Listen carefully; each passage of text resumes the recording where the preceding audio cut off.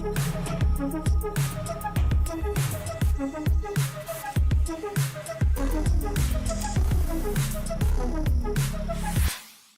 everybody, welcome to Technically Unraveled. I'm Kristen Fehrenbach, the Senior Director of Microsoft Go-to-Market here at Pax8. Thanks for tuning in again. I am back in Houston, Texas. Thank you so much to the Pax8 Studios team and everybody at Pax8 that was involved in Microsoft Inspire this past week. We had so much fun. There were 2 special editions of Technically Unraveled. They're available to go and watch. So please make sure you check that out. It's going to be youtube.com/Pax8Cloud. So before we get started with our special guest today, I want to go through some updates as always. First and foremost, Microsoft monthly updates coming up soon. August 7th is the date. So please make sure that you go to our events page. If you've not already registered, want to make sure that you get in there, and that way you get all of your updates, one singular place. The cool thing about this, let's say maybe it doesn't work for your schedule or you want to go back to last month. Same place, youtube.com/Pax8Cloud. That is going to have all of the pre-recorded ones from sessions past. So if you missed this one, it will be available later on, so you always have access to it. So make sure you go and check that out and register. This is going to be a lot of enablement. Y'all ready? So we've got AWS Bootcamp that is upcoming. Want to make sure we call that out, as well as a Dynamics Bootcamp. So those are both late August. That events page is going to be your best friend this week because there's so much stuff going on. I want to make sure that you have access to all of it. I do want to call out something on that Dynamics Bootcamp. You don't need to be all the way down your technical journey to go to this. I know that we say that our boot camps are highly technical. Dynamics is kind of that interesting one. And even if you're maybe just thinking about going and exploring a little bit into Dynamics, I'm going to highly recommend, please go ahead and register and listen along. I want to make sure that you understand that there's a P2P motion. There's a lot of other options in Dynamics. So make sure that you register for that one. There's going to be a lot of great content. Microsoft Virtual Training Days. I told you we're talking about enablement today. This is directly from Microsoft. So if we don't put on enough of these events for you, there's always additional. So maybe you've got a new employee, somebody who wants to get trained in Power Platform. They want to get trained in something specific. Please go to Microsoft Virtual Training Days. There's a ton that they can go in and register for. That might be cloud specific to what they're wanting to learn. They've got different levels and they're always updating and changing. So I love that resource. Want to make sure we call that one out. New event coming. We did a little bit of a plug for it. Pax8 Momentum. I'm really, really excited about this one. So it's going to be coming up here soon. I want to make sure that you're registering. You are going to have to put a credit card on file, but as soon as you check in to the event, you get reimbursed for it. So there's no actual cost to it. We just want to make sure that you show up because we are saving your seats when you register. That is going to be in person in Denver in October. So much incredible content that is going to come from that one. So I cannot wait to see all the highlights and hear exactly how it went. But I don't want you to have the FOMO. So please make sure you go in and register early. All right, newsletter. We've talked about this a few times. This is going to go out in early August. It's that same link. So I told you to go in and bookmark it. Hopefully you did. If you didn't, that is quite fine. We'll make sure that you have that. It's going to get emailed out anyway. But go ahead and expect that to be coming soon because anything that's going to be pricing updates, we put Inspire recaps. We want to have everything in those centralized places for you. Nice, easily accessible. That should be coming your way soon. All right, we flew through those. Want to go ahead and introduce to you Jake Humphrey. Thanks for joining us once again. How are you doing? I'm good. How are you? I am good. How many times have you been on the show now? A handful? This is 4. Okay, You stick all with me, right. so I'm pretty sure it's 4. Okay, perfect. We're long So enough. maybe you've not seen the show before or anything like that. I want to make sure just who are you, Jake? What do you do here at Pax8? Yeah, I'm the manager of cloud solutions for the modern workplace side and professional services. So I kind of run and manage a team that actually does a lot of the implementation work for anything project and engagement oriented, primarily focusing on modern workplace. So SharePoint, mail migrations, Intune stand-up, security components, all of those fun type of pieces, all within the modern workplace. Basically everything but Azure Direct, more or less. Got it. I like how you said the first one is SharePoint, so we're gonna have to have a whole SharePoint You session just coming can't up, help Jake. yourself, can you? It's just So I asked you for a fun fact last time, and you delivered. And I think yep. we just need to do a quick little recap because you were looking for a new dentist, which you had a lot of Yes. recommendations because your previous dentist was accused of murder. Yes. Okay. So you've got Accused. a new dentist. Yep. Excellent. I do. Everything's going Yep. well. You got your We're all good. Took some recommendations. recommendations, so it was great. All right. I know that when we were at Beyond, people were asking you. So, we just have to make sure that everybody's on the same page. We've got a new dentist. Yeah. Other than that, we're all good. Yeah. In fact, I'm pretty sure that's why you keep bringing me back, just to keep getting updates related to that little nugget of information. So I mean, it might be the best fun fact I've had. So we just got to make sure as soon as that trial goes live, Jake, you let us know. We'll stay in touch on it. oh yeah, I'll start posting regular updates. Excellent. Okay. So, Jake, I asked you to come on because of your specialty in modern workplace. And there's a lot of stuff going on. So, anything new inside Business Premium that, we want to cover first and foremost. And I know we're also doing something a little bit unique as far as the actual hardening of Business Premium. So, I just kind of want to start there. Sure. Yeah. I mean, as far as business premium goes, in terms of their kind of just standard offerings, they're starting to actually not as much add any new features in as much as they're starting to really improve upon old ones. If anyone hasn't been inside of Intune, or I guess Endpoint Manager portal, which is now still being referred to as Intune, but it's still the Endpoint Manager portal. If you've gone inside of there, they've actually gone through some pretty mass upgrades within that kind of structure. So kind of having those pieces is huge. Same thing with kind of the Entra ID is what it is called now, where it was formerly Azure Active Directory. All these components, probably one of the most common questions I've gotten over the last week or two since they've kind of announced some of these, name changes and some of these platforms. These are all still inside of Business Premium. These are all still going to be included. So you're going to see some of those name changes go live in some documentation. It is kind of the same great offerings they've kind of had in there for conditional access, Azure AD, Intune components. Purview is another big one, kind of around the compliance and security suites inside of the Defender series and all of those. So Microsoft is still doing a very large push because honestly, this is probably their best license that they provide, in my opinion. It is very much targeted towards the SMB market, so kind of those just smaller environments where you don't need to be running enterprise level pieces, and then your sub 300 users. This is just a phenomenal price point because price is just always a factor. No matter how much technology you throw into something, price is always going to play a role into it, and that's just one of the best values kind of in the technology scape right now, in my opinion. Where it's just you get pretty much everything that you would really need to be able to effectively run a business from a technology standpoint. You get your mail components, you get your security components, device management, user security. The list goes on. So that's kind of some of the newer Awesome. pieces in there. Yeah, I could talk all day about it. I mean, it's crazy how much everything's changing because, I mean, just the name changes alone, Jake. Yeah, It's interesting keeping up with them. So, I really wanted to make sure that we focused on something because I know that the Pax8 professional services team, you guys offer a package, right? And it's yeah, actually going into business premium, making sure that all of those features that you just talked about, they're on, they're working properly, all of those great things, right? So can yeah, we talk through what's included in this package? I think the first segue into it is actually the secure user identities, right? yeah. Yeah, that's kind of the first one. And in my opinion, it's probably the most important part of kind of everything you can do within these is just securing your users.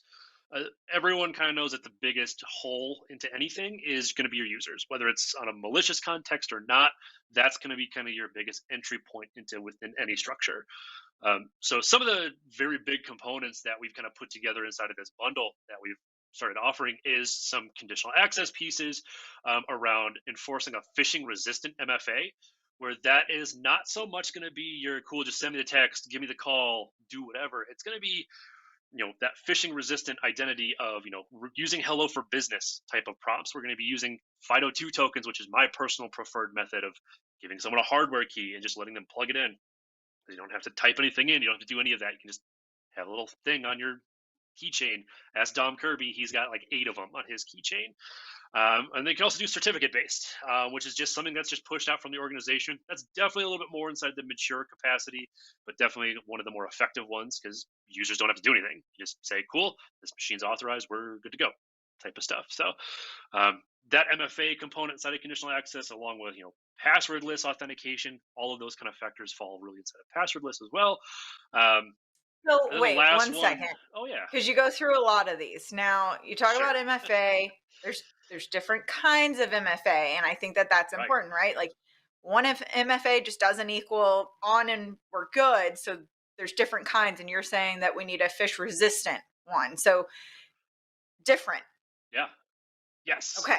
Because MFA as a base, of course, I recommend MFA in any capacity you can get it.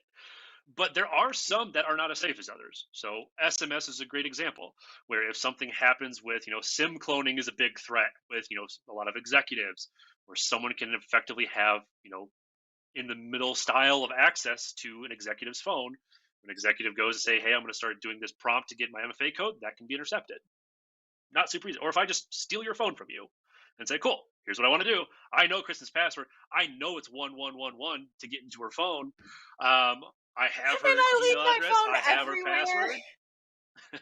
I have her password because it's a sticky note on her laptop. All of a sudden, I have your phone. I have that, and I'm into everything.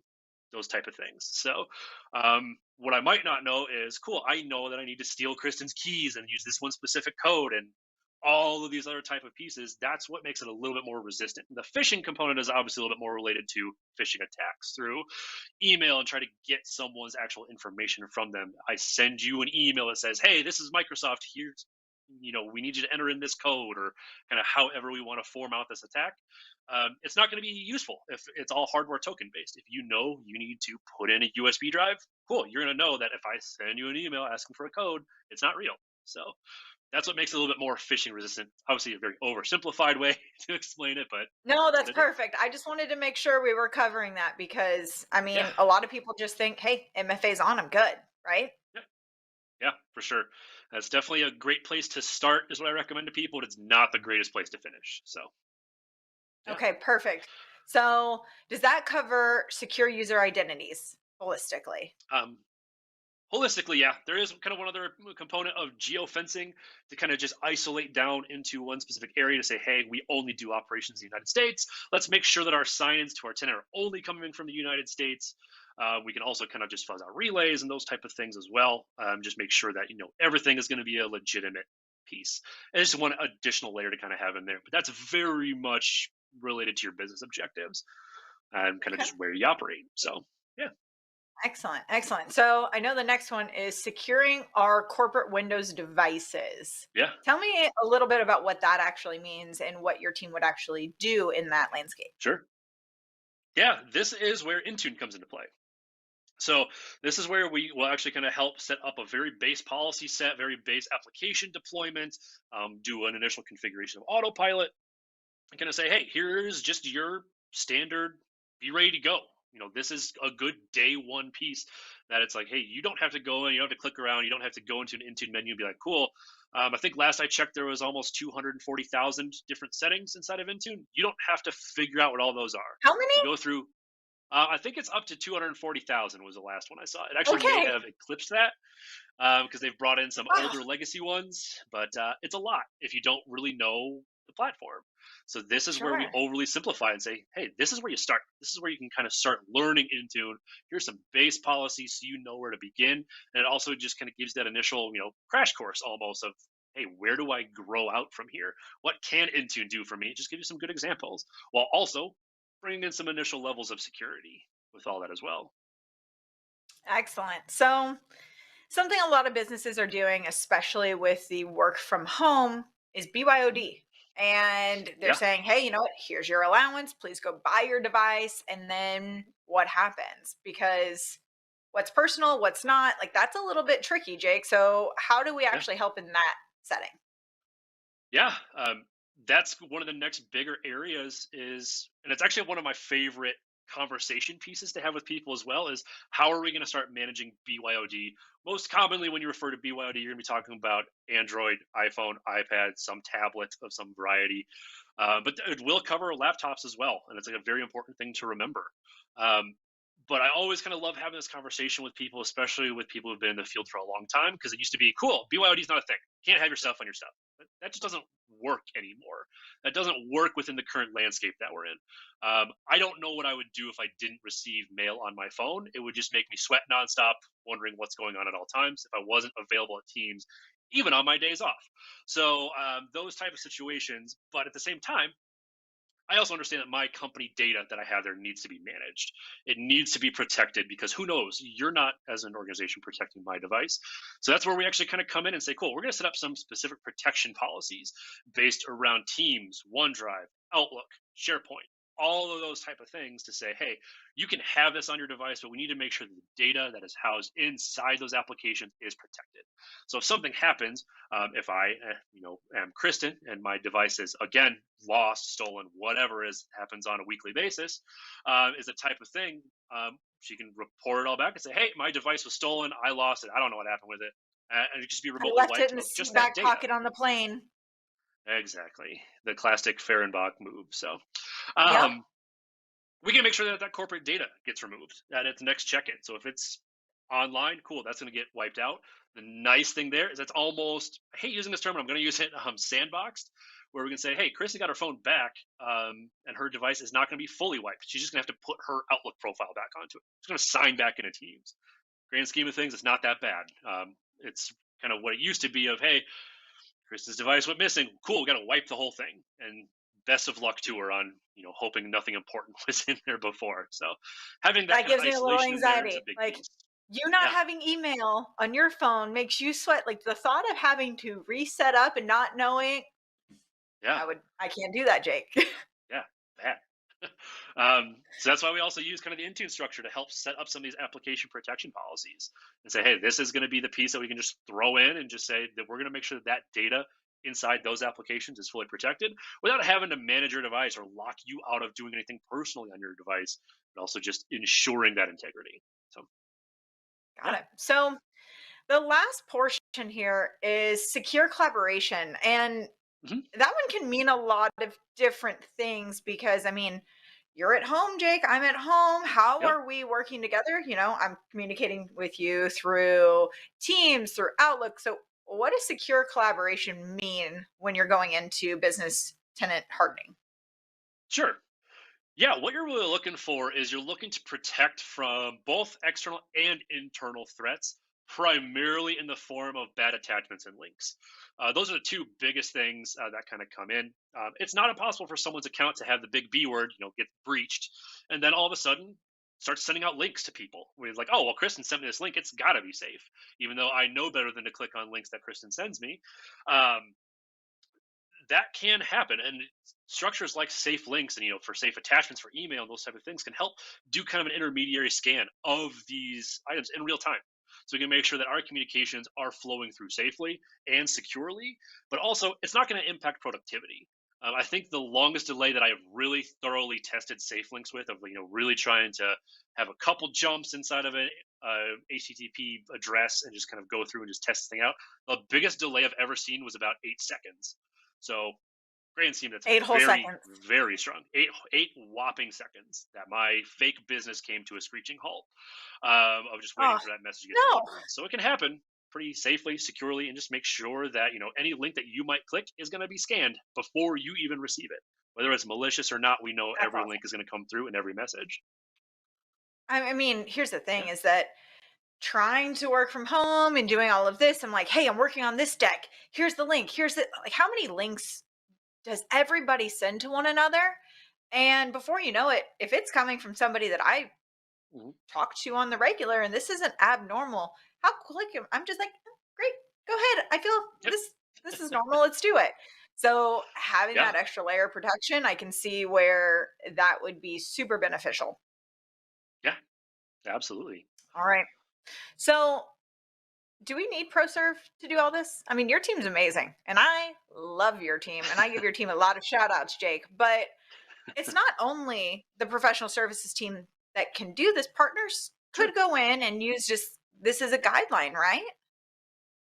Yeah, absolutely. I mean, all of the stuff I've kind of discussed here, if anyone's ever been to a boot camp, whether it's modern boot camp or a security boot camp, they've heard us talk very much in depth about all of these categories.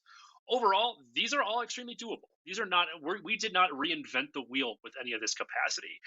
These are all very straightforward, but where kind of we have a huge benefit of letting ProServe do this for you is really for the people who are not familiar with this, where it's like, hey, I've heard people talk about this. I don't know what it means. I don't know what the impact is going to be. I don't know any of those pieces. That's where we are more than happy to step in and help. But at the same time, like, no, these can all be done. They're really not that hyper complex. Like I said, I really like to pitch it as, we did not reinvent the wheel. We did not create all of this. We just kind of helped master it. So we were able to kind of create this and say, this is a simple way to go get it, or this is a simple way to let us do it for you. Awesome. And I think that's the interesting part, Jake, is that us at Pax8, we're really able to say it doesn't matter where you're at in your security journey. Let's Mhm. start today. Simple call to action. Just start that movement. And that's where people can really see that change. So Yep. I love that ProServe can help us. I love that we're giving partners the resources to be secure on their own. It's kind of that pick your own journey, right? Yeah. Absolutely. All I want to right. make sure that no matter what, everyone's getting secured. Whether it's we do it, you do it, doesn't matter. Just get there. Excellent. I feel like Matley and Dom, they're coming in and they're very excited about that right there. So I mean, I try to not like fangirl too hard about business premium, but Jake, I mean, I feel like it's got all of these incredible features in it. Mhm. But I mean, can we get some of the same functionality with like a basic plus defender or like a standard plus defender for business? Or is there another way Yeah. around this, or is it just business premium? I mean, this is actually a really common question I get from partners is, hey, what do I do to not have to have business premium with this? And my first thing is always why. But yeah, you can do this through add-ons. You can go through and kind of say, hey, I want Azure AD plus Intune plus Defender for Business plus some form of mail suite and all those. I think the closest I've ever gotten of just kind of messing around with the catalog and kind of say like, what licenses can I do this? I think the closest I've ever gotten was with $26 per user per month, where business premium Which is is I think more. 22. Yes, doesn't make a Yeah. difference. You do it through add-ons, but why? Huh. That's all I got. So all the add-ons That's are a going to simple answer. equal much more. So Yep. business premium is just that reduced cost. Yep. And that's going to be Mm. for, I think maybe the only one caveat that people do like to throw in it is for it is an organization that is under or 300 users or less. But that's what this is built for. This is built for those specific environments where it's going to be cost effective and it's going to be just technologically effective as well. But yeah, doing it through add-ons, it ends up more expensive than to just do this and then also just have it for just one license. Now having to balance out, well, this license is going on the 10th, this one's going on the 25th, and I don't know when all my renewals are actually happening. So All right. So we'll just continue to fangirl about business premium then. So we're good there? all day. Yeah, all day. Good. So we talked about Defender for Business, and it's not been around as long, Jake. So, I mean, what are your initial thoughts and kind of how has that grown as far as the SKU itself? It's included in business premium. It's available as a standalone. What are your initial thoughts here? This is actually one of my favorite changes, and I know that I'm kind of just giving Microsoft a ton of praise with all this, but it's really, in my opinion, well deserved because this is actually one of my favorite changes they've made within the last year or so. Because this actually introduced a lot of higher end security features without kind of that higher end price point. To get some of these things, you used to have to get E5 licensing, which is crazy for an SMB market to try to justify. But especially within the business premium context of being able to have kind of the extra analytic points, being able to have the extra file security pieces, and in my opinion the biggest part of this is being able to have some of the defender for endpoint components in there, being able to have a antivirus built into this offering. That was huge because you can pull in all of these analytics and say, here's where I'm safe, here's where I'm not.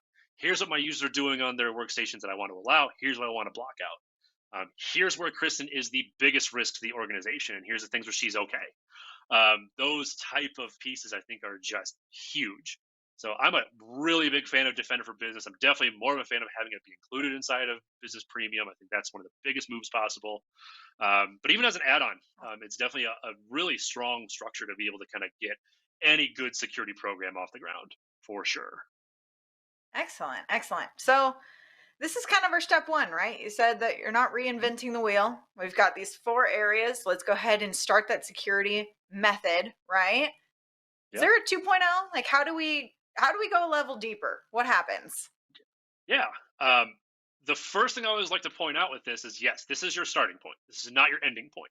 If you go through and implement these type of policies we discussed here, it should not be the same way a year down the road. It shouldn't be, the exact same setup. It should advance. It should mature, much like your organization is going to advance and mature.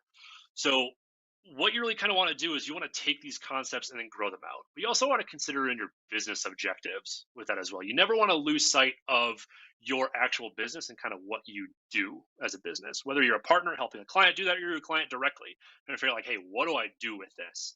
Um, People always think of like, hey, I need to just set up the strongest security program possible and then just leave everything else behind, and then find out their efficiency goes down 80% because you're locking everybody out of everything.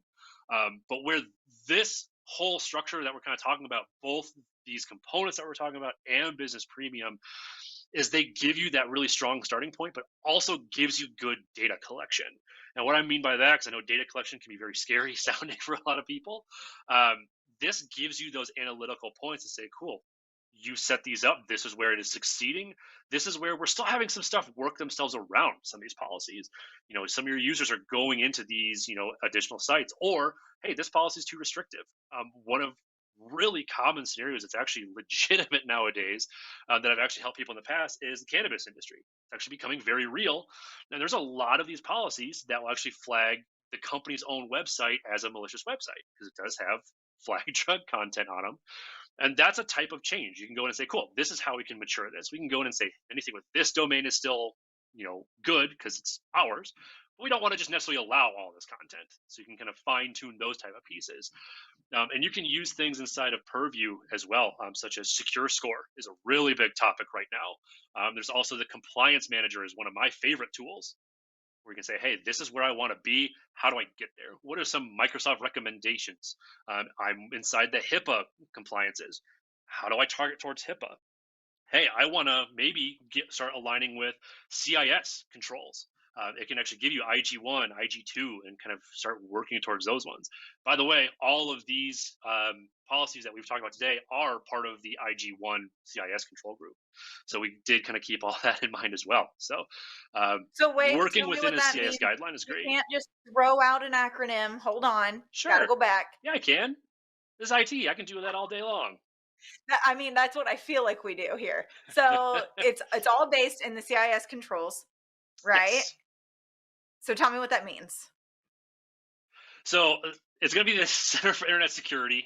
They're actually going to be kind of the full. God, I mean, I think they're probably one of the top level organizations that actually sets up these definitions Mhm. for strong security practices. And then there's IG groups is what they call them. It's implementation groups where it's, hey, I want to take step Perfect. one, that's IG1. I want to go a step further, that's IG2, IG3, and so on. And they have 18 total categories where, hey, here's different structures that we kind of fit within, whether it's data protection, access control management, browser protections, malware activity, those type of things are kind of where these really form and structure out. And yeah, we built it Awesome. all alongside with the CIS organization to kind of just make sure that, it's not just Pax8 saying that this works. This is actually going to be us being backed by one of the top organizations in the world. Excellent. So if people want to go, I know we talked a lot about enablement and the updates, but if people want to learn more about the security practices, I mean, do you have any recommendations for them? Yeah, I'll plug two of them. One of them, of course, is going to be the Pax8 side. Anything inside of our academy, for sure. M365 Foundations covers a lot of these concepts. But there's also the Microsoft Training Days, kind of some of the stuff that you really brought in earlier, of just kind of some of that more free training, have it be a little bit more, lives. I do know there is some self-paced items inside of there as well, but just really being able to kind of have that extra technical training, really for either side, definitely helps out. Awesome. Awesome. All right, Jake, I appreciate your time as always. I look forward to continued updates on your dentist fiasco. I don't know what we're going I to come think up with a good name and a good hashtag for this, but I appreciate your I time think as we decided always. Toothgate was what we're going to call it, so we'll go with Toothgate. Toothgate. All right. We'll look So for the updates there. I appreciate you, Jake. awesome. Thanks, Kristen.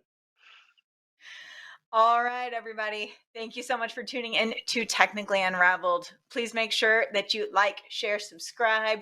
Want to see you guys here every single week. Appreciate you spending your afternoon with me this next week. I'm actually going to be out of office, but Matt Batterby is going to be on deck to host. Look forward to seeing you all there. Bye, everybody.